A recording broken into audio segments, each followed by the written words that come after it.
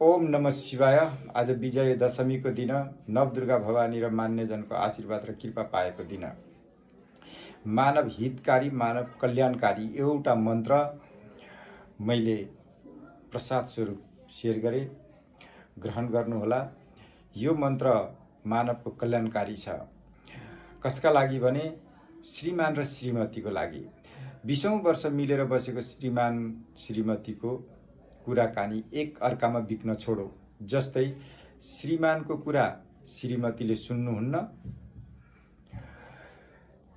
श्रीमतीको कुरा श्रीमानले सुन्नुहुन्न भने यस्तो बखतमा कोही हामी स्वदेशमा होला, कोही हामी प्रदेशमा होला, परदेशीले स्वदेशीलाई, स्वदेशीले प्रदेशीलाई, यस्ता कुराकानीमा बाधा अडचन आएमा, देवी देवताले बाधा अडचन गराएमा, ग्रहले बाधा अडचन गराएमा, कुलकुलाइनले बाधा अडचन गराएमा यो मन्त्र हामीलाई रामबाण हुनेछ।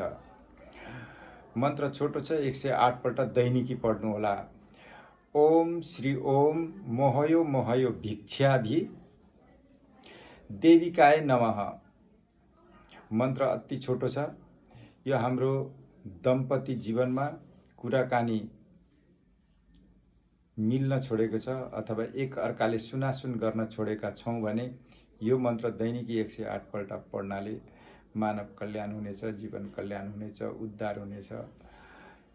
यही प्रार्थनाका साथ जय माता, जय काली, कालिकाय शक्ति प्रदाय, नमः शिवाय, नमः शिवाय।